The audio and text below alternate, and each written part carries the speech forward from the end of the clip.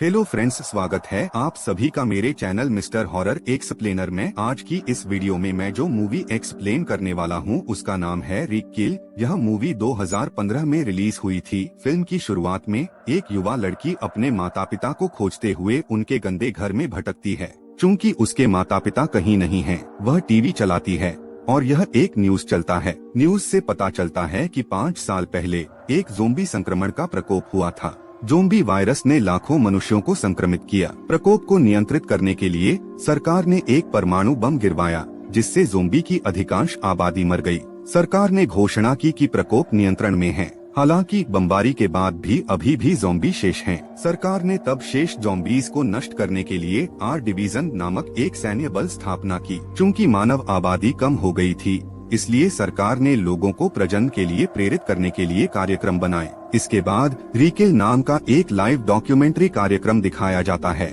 जिसमें are division का एक दस्ता होता है। शो एक पत्रकार द्वारा रिकॉर्ड किया गया है, जो अपने मिशन के लिए आर डिवीजन के ग्रुप का अनुसरण करता है। शो रिकैप में आर डिवीजन एक प्लाजा पर छापा मारने जाते हैं, जहां ज़ोंबी गतिविधियों की रिपोर्टें हैं। टीम धीरे धीरे उस जगह से आगे बढ़ रही है, क्योंकि उन्हें कहीं लाश की चीख सुनाई दे रही है। अचानक ज़ोंबी उनकी टीम की ओर बढ़ते हैं, जिससे उन्हें ज़ोंबीज पर अपनी बंदूकें चलाने के लिए प्रेरित किया जाता है। वे ज़ोंबीज की कम संख्या को तेजी से खत्म करते हैं। दुर्भाग्य से सैनिकों में से एक को ज़ोंबी काट लेता है। प्रोटोकॉल के एक भाग के रूप में उनके पास काटे गए सैनिक को गोली मारने के अलावा कोई विकल्प नहीं बचा है। यह उसे एक ज़ोंबी में बदलने से रोकने के लिए है। जैसे ही स्थिति शांत होने लगती है, लाशों की भीड़ उन पर आश्चर्य से हमला कर देती है। वे लाश पर गोली मारते हैं, लेकिन ज़ोंबीज की संख्या उनसे बहुत अधिक है। सैनिकों को कोई रास्ता निकालने में बहुत देर हो चुकी है। सैनिकों में से केवल एक सोल्जर, जिसका नाम विंस्टन है,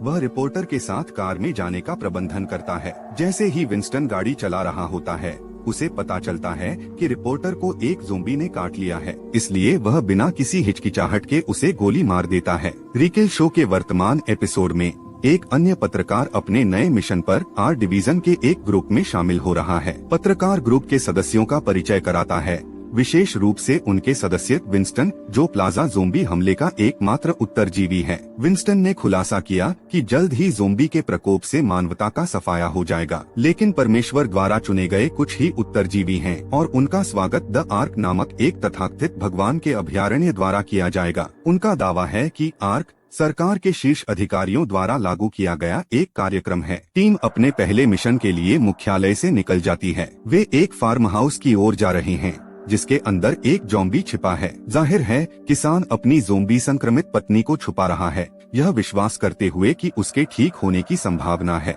किसान अपनी मांसप्यासी ज़ोंबी पत्नी को खिलाने के लिए खलिहान के अंदर पिंजड़े में कैद किए गए मनुष्यों को दिखाई देता है, तो आर डिवीजन का दस्ता इसका शिकार करने के लिए अटारी की ओर जाता है। वहाँ वे ज़ोंबी पत्नी पर गोली चलाते हैं, लेकिन यह तेजी से चलती है। इससे पहले कि सैनिक को ज़ोंबी पत्नी को मारने का मौका मिले, यह एक नए टीम के साथी को काटने में कामयाब हो जाता है। टीम के पास बदमाश के जीवन को समाप्त करने के अलावा कोई विकल्प नहीं है, इससे पहले कि वह एक धोखेबाज ज़ोंबी में बदल जाए। अपने पहले मिशन के ठीक बाद उनके कमांड सेंटर ने रिपोर्ट किया कि एक कंटेनर ट्रक ज़ोंबी की भीड़ को ले जा रहा है। टीम तेजी से विशाल कंटेनर ट्रक का पीछा करने के लिए ड्राइव करती है। उन्होंने ट्रक को टक्कर मार दी, जिससे वह सड़क से नीचे गिर गया। वे ट्रक को फंसाने का मौका लेते हैं और ड्राइवर से पूछताछ करने के लिए निकल पड़ते हैं। वे चालक को कंटेनर खोलने के लिए बाध्य करते हैं और उनमें से 2 उसका निरीक्षण करने के लिए प्रवेश करते हैं। वहाँ लाशों की भीड़ उन्हें चौंका देती है।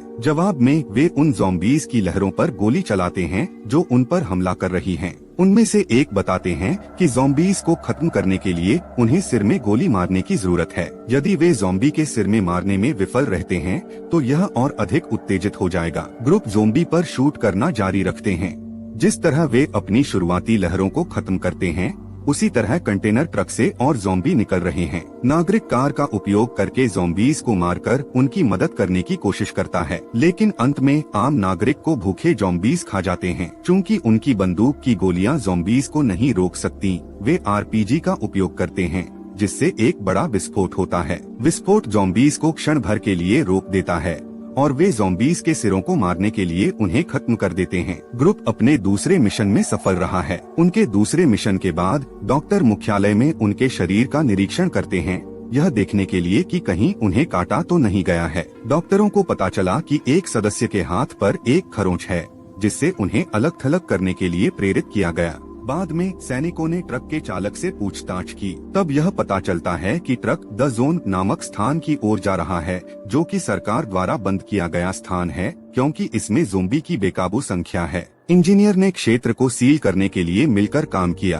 और अब लोगों को इसमें प्रवेश करने से मना किया गया है। ट्रक चालक ने खुलासा किया कि उसे जोन में लाश पहुंचाने का काम सौंपा गया है और यह जुडास प्रोजेक्ट की गतिविधियों से संबंधित है। जुडास प्रोजेक्ट एक गुप्त संगठन है जो जोन के अंदर ज़ॉम्बीज पर प्रयोग कर रहा है। इस जानकारी के कारण शीर्ष अधिकारी इस बात पर बहस करते हैं कि क्या स्थिति की जांच करने के लिए टीम को जोन के अंदर जाना चाहिए, लेकिन अंत में वे शामिल जोखिम के बावजूद ग्रुप को जोन में तैनात करने का निर्णय लेते हैं। इसके बाद यह पता चला कि आर डिवीजन की एक अन्य टीम ने पहले जोन में प्रवेश किया था, लेकिन कोई भी वापस आने में कामयाब नहीं हुआ। जब वे जाने की तैयारी कर रहे थे, पत्रकार ने टीम लीडर के दुखद जीवन के बारे में रोज नाम की एक नर्स का साक्षात्कार लिया। यह पता चला है कि टीम लीडर एक पूर्व सुपरमार्केट प्रबंधक है, जिसने अपने परिवार को ज़ॉम्बी संक्रमण में खो दिया था। दुर्भाग्य से उसके लिए उसे संक्रमित होने के बाद अपने युवा बेटे को दयापूर्वक मारने की जरूरत थी। अगले दिन पत्रकार के साथ ग्रुप जोन के लिए रवाना होते हैं,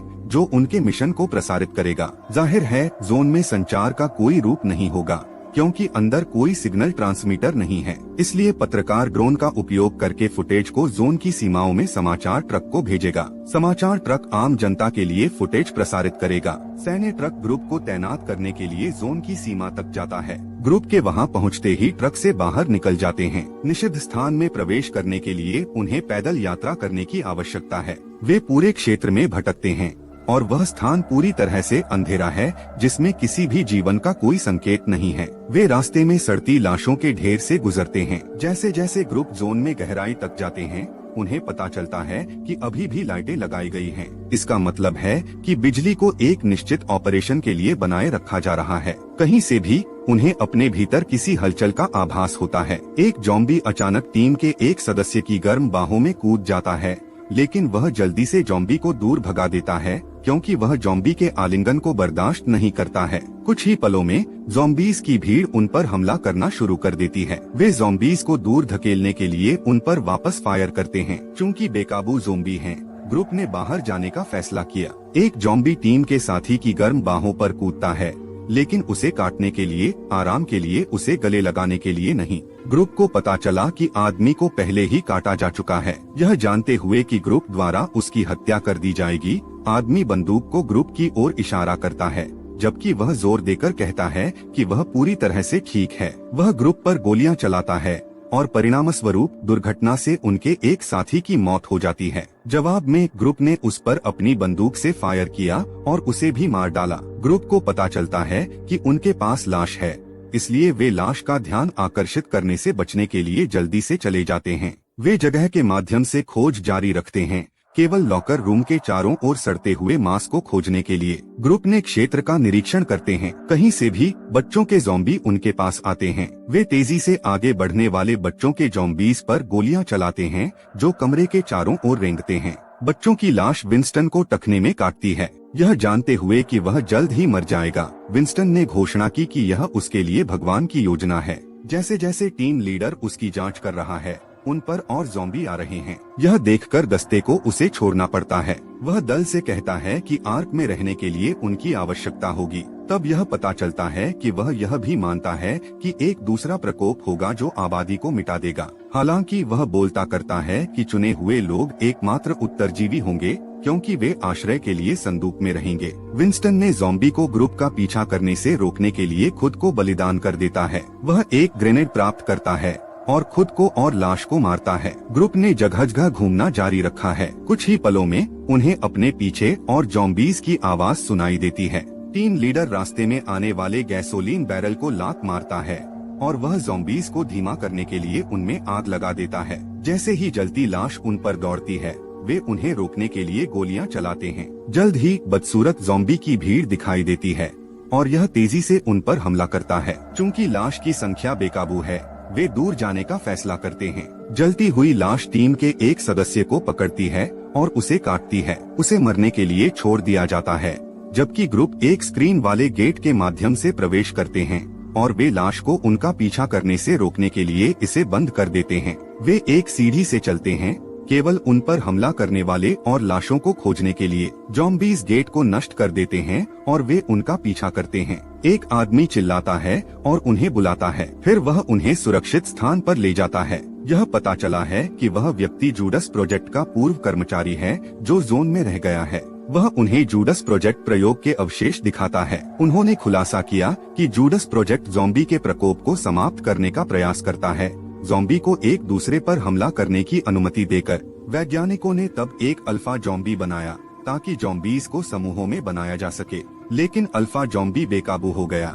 और इसके बजाय वैज्ञानिकों पर हमला कर दिया। उन्हें वह कहानी सुनाने के बाद पूर्व कर्मचारी उन्हें सुरंग में ले जाता है। वे चुपचाप गेट की सलाखों में झांकते हैं। वहाँ वे अल्फा ज़ॉम्बी को ज़ॉम्बी सेना का नेतृत्व करते हुए देखते हैं। टीम लीडर पत्रकार और कैमरामैन को सब कुछ कवर करने देता है ताकि वे जूडस प्रोजेक्ट को आम जनता के सामने प्रकट कर सकें। वे ऊपर जाते हैं जहां उन्हें हर चीज का स्पष्ट दृश्य दिखाई देता है। फिर उन्हें जमीन पर हजारों भूखे लाश दिखाई देते हैं। एक ज़ॉम्बी कहीं से भी प्रकट होता है और यह कैमरामैन को पकड़ लेता है, जिससे वह जमीन पर गिर जाता है। फिर वह ज़ॉम्बीज़ द्वारा खाया जाता है। हजारों ज़ॉम्बीज़ उन्हें देखते हैं और वे उनकी ओर झुंड में आने लगते हैं। वे क्षेत्र से भाग जाते हैं और दूसरे गेट वाले स्थान की ओर चले जाते हैं। वहाँ ज़ॉम्बी पूर्व जूडस प्रोजेक्ट कर्मचारी को पकड़ लेते हैं। चूंकि वह पहले से ही फंसा हुआ है, टीम लीडर दया उसकी पीड़ा को समाप्त करने के लिए उसे मार डालता है। अब टीम लीडर, रोज और पत्रकार वहाँ केवल शेष लोग हैं।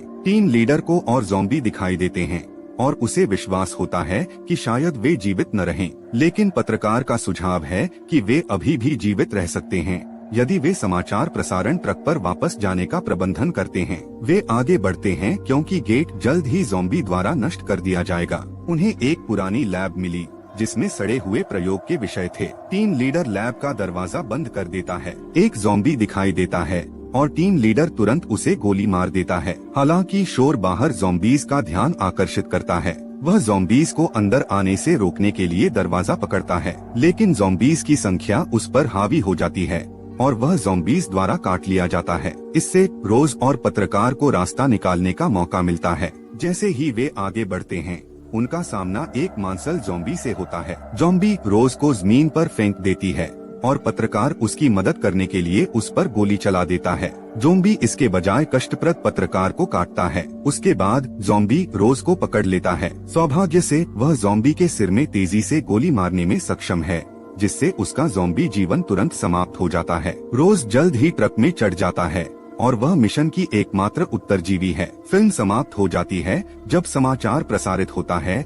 कि लाश जोन बाधा के माध्यम से टूट जाती है। इसके बाद एंकर घोषणा करता है कि प्रकोप संख्या 2 जल्द ही होगा। रिकेल शो देखने वाली युवा लड़की एक ज़ॉम्बी में बदल जाती है, जिससे पता चलता है कि वह पहले से ही संक्रमित है। अंत में फिल्म से पता चलता है कि आर्क वास्तविक है और रोज आर्क अभयारण्य में रहने के लिए चुने गए लोगों में से एक है, क्योंकि दूसरा प्रकोप अनिवार्य रूप से होता है। अगर आपको यह वीडियो अच्छा लगा हो तो लाइक जरूर कीजिएगा और सब्सक्राइब कीजिए। इसी तरह की मूवी एक्सप्लेनेशंस के लिए मिलते हैं नेक्स्ट वीडियो में।